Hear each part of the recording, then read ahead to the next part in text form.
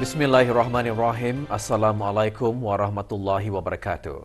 Bersua dalam berita perdana malam ini, saya Muhammad Noh Johari. Dan saya Haryanti Jumatusin. Berita-berita utama malam ini.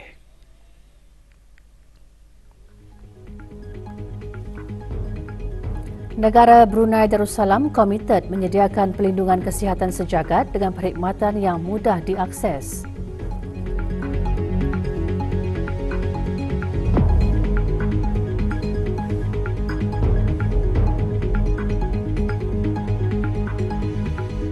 Sektor pertanian dan perikanan berpotensi besar dalam meningkatkan kemajuan dan ekonomi negara.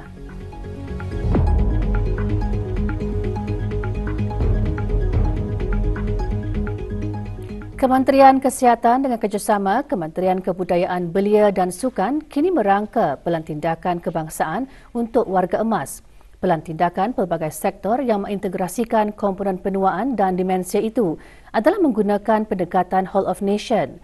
Melalui rakaman video pada Majlis Perasmian Persidangan Serantau Asia Pasifik Penyakit Alzheimer Antarabangsa 2023, Menteri Kesihatan menegaskan negara Brunei Darussalam komited ke arah menyumbang penyelidikan dan inovasi dimensia.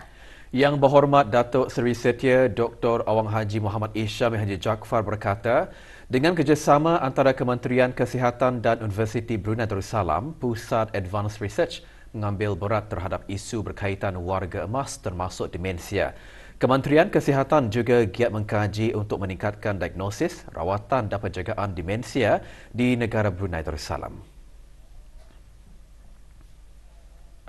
Alhamdulillah, with increasing public awareness, the diagnosis rate of dementia has significantly improved from 291 patients in 2019 to 354 patients in 2022.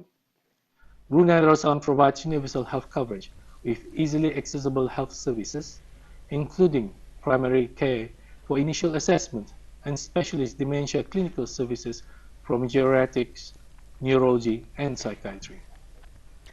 Persidangan dirasmikan oleh Yang Berhormat Pendatul Raja Major Jeneral Besar Datuk Paduka Seri Haji Awang Halbi bin Haji Muhammad Yusof, Menteri di Jabatan Perdana Menteri dan Menteri Pertahanan kedua selaku pemangku Menteri Kesihatan, serta Yang Berhormat Datuk Seri Setia Awang Haji Muhammad Juanda bin Haji Abdul Rashid, Menteri Pembangunan selaku pemangku Menteri Kebudayaan Belia dan Sukan.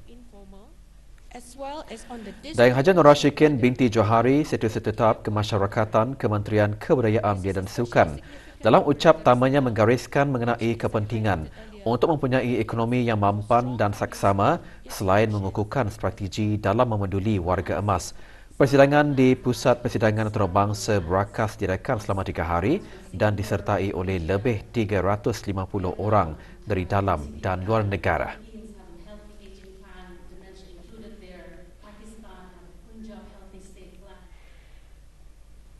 Persidangan Serantau Asia Pasifik Penyakit Alzheimer Antarabangsa 2023 diteruskan dengan sesi perkongsian dalam memahami dengan lebih baik mengenai penyakit itu, termasuk mengenai penjagaan mereka. Pagi tadi diadakan sesi perkongsian mengenai pengalaman demensia yang memerlukan sokongan tambahan namun tidak menganggap mereka sebagai lemah. Sesi turut berkongsi maklumat terkini dalam diagnosis, rawatan dan penjagaan di Asia Pasifik melalui pengalaman negara Brunei Darussalam, Malaysia, Filipina dan Australia serta kekuatan dan cabaran dalam setiap perkhidmatan.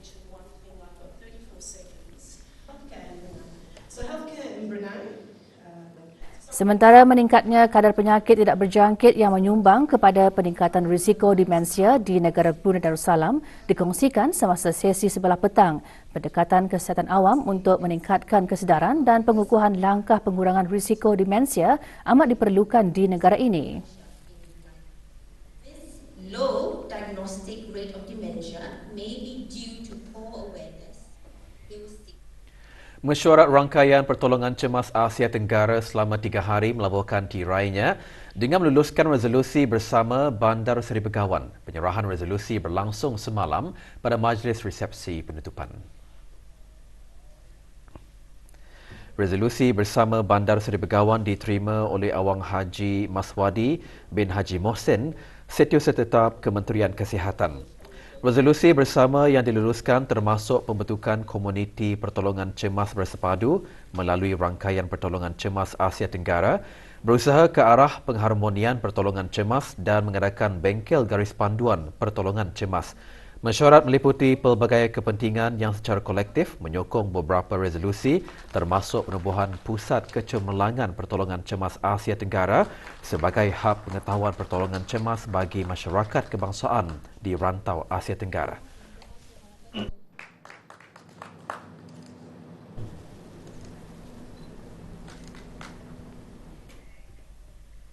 Majlis Mahabbah Rasul dihasrat dapat mendedahkan penghayatan ajaran agama Islam kepada para mualaf. Ikuti bahan beritanya selepas ini.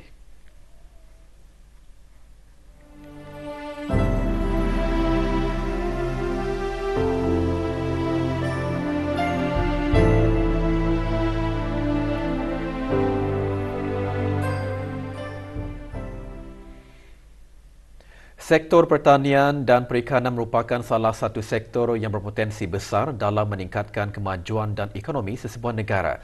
Melakukan aktiviti pertanian juga dapat mendekatkan diri seseorang kepada Allah Subhanahu Wa Taala kerana tanda kebesaran Allah Subhanahu Wa Taala dapat dilihat dengan jelas dalam proses kejadian tumbuh-tumbuhan atau tanam-tanaman yang diusahakan para petani. Perkara tersebut antara intipati khutbah Jumaat bertajuk Memperkasa Produk Tambah Nilai Pemacu Ekonomi Negara. Khatib juga mengongsikan walaupun petani perlu bekerja keras dan menggunakan segala kemahiran untuk menjayakan usaha pertaniannya, akan tetapi yang menumbuhkan segala tanaman dan memberi hasil adalah Allah Subhanahu Wa Taala. Seiring dengan kemajuan teknologi yang semakin canggih, penghasilan produk-produk makanan berproses yang bersumberkan hasil pertanian dan perikanan akan dapat dipertingkatkan sehingga boleh dipasarkan di luar negara. Penghasilan secara berterusan boleh membuatkan sesebuah negara itu mampu mengurangkan kebergantungan dan keperluan negara untuk mengimport bahan-bahan makanan dari luar negara dan mampu menjamin keselamatan bekalan makanan dalam negara, terutama pada masa-masa kritikal ketika jangkitan wabak penyakit. Walau bagaimanapun, perhatian tidak seharusnya diberikan hanya kepada sektor ini dengan mengabaikan kepentingan sektor-sektor lain, kerana matlamat utama kita ialah untuk mencapai keseimbangan di dalam segala bidang bagi memenuhi tuntutan fardu kifayah dalam membangun negara dan ummah. Fenomena gerhana bulan separa akan berlaku di negara Brunei Darussalam pada hari Ahad 29 Oktober. Jabatan Ukur Kementerian Pembangunan dalam siaran medianya memaklumkan gerhana bulan separa akan bermula pukul 3.35 hingga 4.52 pagi. Sehubungan itu, Kementerian Halwa Agama melalui Jabatan Halwa Masjid akan mengadakan sembahyang sunat gerhana bulan pada pukul 4.15 pagi di semua masjid, surau dan balai ibadat seluruh negara dengan tumpuan utama di Masjid Umar Ali Saifuddin. Orang ramai dialulukan hadir bagi sama-sama menunaikan sembahyang sunat gerhana bulan.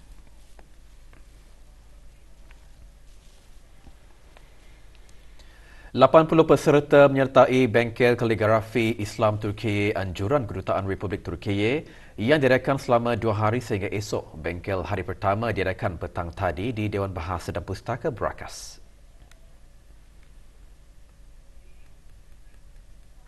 Bengkel diketuai oleh 2 ahli kaligrafi terkenal dunia. Dengan sambutan yang menggalakkan daripada orang ramai, Kedutaan Republik Turkiye bersama-sama dengan Institut Yunus Emre YEE, Yayasan Sultan Haji Hassan Al-Bolkiah dan Pusat Penyelidikan Sejarah, Seni dan Budaya Islam akan menganjurkan kursus kaligrafi secara tetap.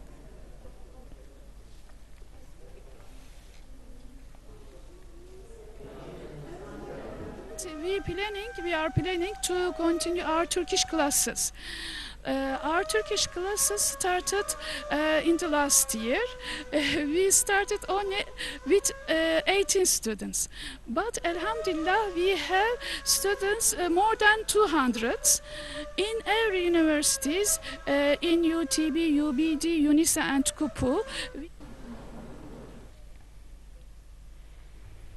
Majlis Mahabbah Rasul sempena sambutan Maulidul Rasul diadakan semalam dengan hasrat dapat mendedahkan penghayatan ajaran agama Islam melalui kasidah dan menyemarakkan kecintaan kepada baginda Rasulullah SAW dalam kalangan mualaf.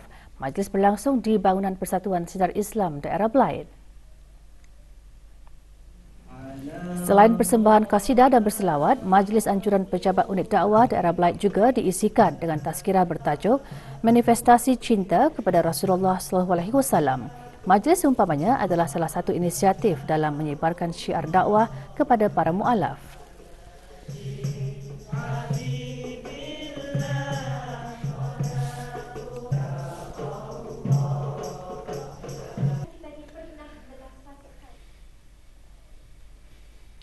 Persidangan Konvensyen Perdagangan BIM Piaga 2023 BEDCON 23 adalah inisiatif pertama Majlis Perniagaan BIM Piaga BEBC di bawah kepimpinan Negara Brunei Darussalam.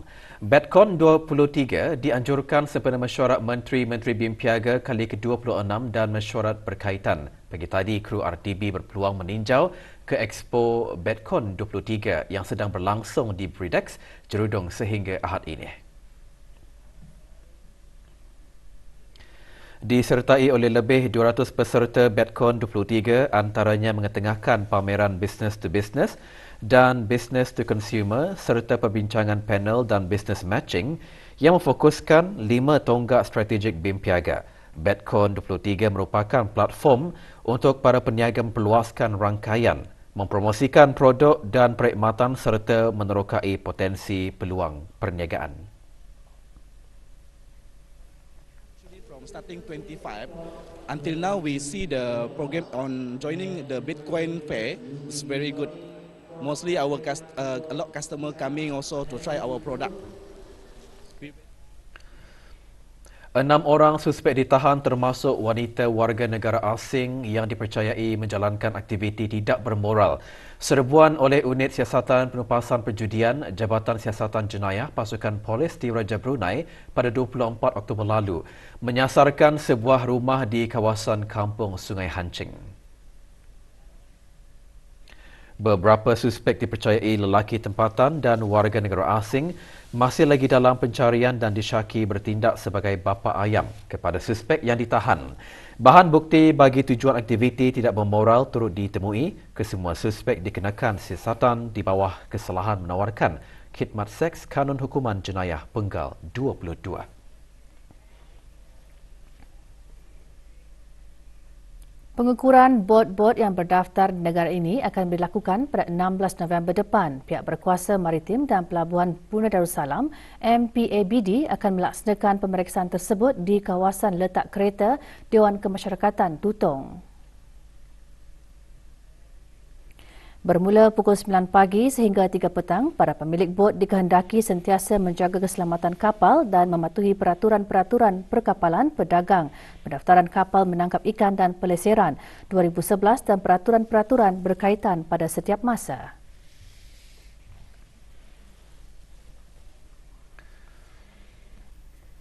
Kejohanan bola jaring antara kementerian-kementerian ke-30 sempena Hari Perkhidmatan Awam bermula pagi tadi.